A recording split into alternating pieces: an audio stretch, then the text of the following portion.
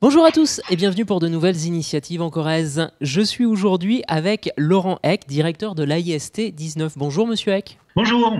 Alors l'AIST 19, on le connaît sur le service de santé au travail. Alors vous accompagnez les entreprises pendant cette crise sanitaire. Quel bilan vous pouvez dresser de ce deuxième confinement ? Alors sur le deuxième confinement, nous avons tenu compte de l'expérience du premier avec des ajustements supplémentaires. Aujourd'hui, nous disposons bien évidemment sans faille de matériel de protection. Je pense très clairement aux masques, aux gels hydroalcooliques et autres matériels de protection. Donc nous avons pu accompagner de manière plus massive le maintien du travail en emploi. Je vous rappelle que sur le premier confinement, les fermetures administratives étaient pléthores. Là, elles sont beaucoup plus limitées. Et donc, nous avons plus d'outils aujourd'hui pour accompagner les employeurs et les travailleurs dans le maintien d'une activité.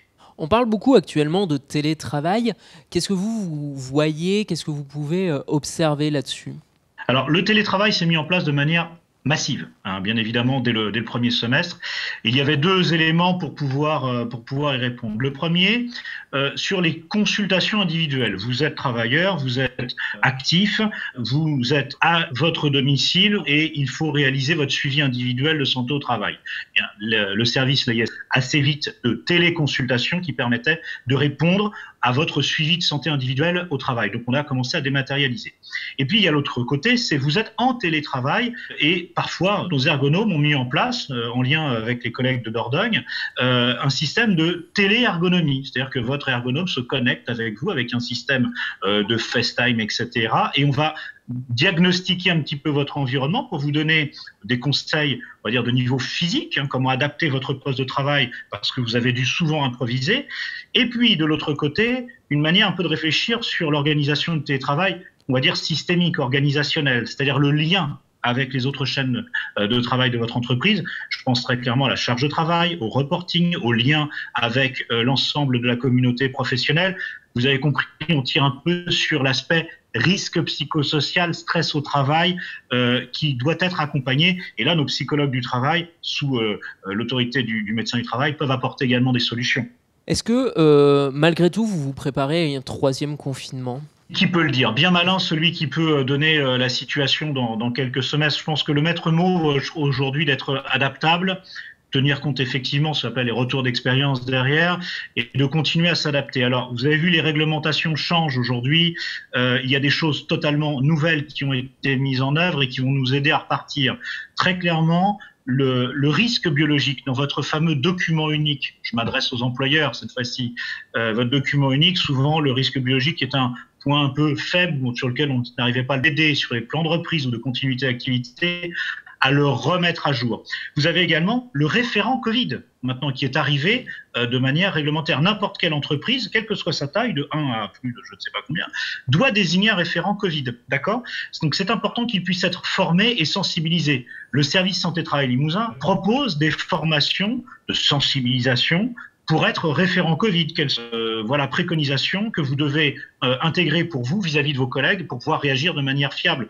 Alors, avec ces systèmes de téléconsultation, avec ces systèmes de prévention à distance, avec ces nouveaux outils qui vont être en œuvre, évidemment, on va continuer à s'adapter. Probablement, notre prochaine étape, je ne sais pas si ça sera dans un cadre de troisième vague ou de fin de deuxième, ça sera de participer pour essayer de santé au travail et à l'AIST 19 sur le dépistage en milieu professionnel. On parle beaucoup de tests antigéniques aujourd'hui. Notre priorité, en attendant vraiment le go des textes réglementaires, ça a été de former une brigade d'infirmiers et de médecins du travail à la réalisation au moment donné. Justement, de quelle manière vous allez y participer à ce dépistage ? Alors, bien évidemment, il y aura des formations dédiées pour nos professionnels de santé. L'ARS, d'ailleurs, recense des centres de formation et pour réaliser le geste. Hein, c'est quand même très important pour le faire de manière fiable. Ensuite, il va falloir peut-être prioriser certaines formes d'environnement, certaines modalités de travail qui vont être des environnements confinés. Alors, je pense aux établissements médico-sociaux, je pense aux EHPAD, vous savez, où il y a une protection autour des travailleurs et des résidents. Ça peut être également les abattoirs. Pourquoi ? On a vu quelques clusters qui se mettaient en place parfois, l'ambiance est confinée, l'environnement de travail est humide, donc on sent que le virus a une propension à se diffuser plus vite. Probablement serons-nous orientés pour réaliser des dépistages avec l'aide des partenaires des pouvoirs publics dans ces environnements particulièrement. Merci beaucoup, Laurent Heck. Un petit mot quand même pour ces entreprises dans cette période particulière? Nous restons ouverts, la IST19 est votre maison, c'est celle des salariés et des employeurs de Corrèze. D'ailleurs, nous réalisons, quand vous êtes lointain et en distanciel, des webinaires. Maintenant, ça devient un petit peu la mode. Donc, nous en avons réalisé il y a encore une semaine sur la Covid-19 et les nouvelles modalités d'intervention. Nous avons une bonne 50aine de participants. Donc, n'hésitez pas, regardez votre boîte mail. Vous avez régulièrement de l'information qui vous est poussée. On est ouvert et on vient vers vous.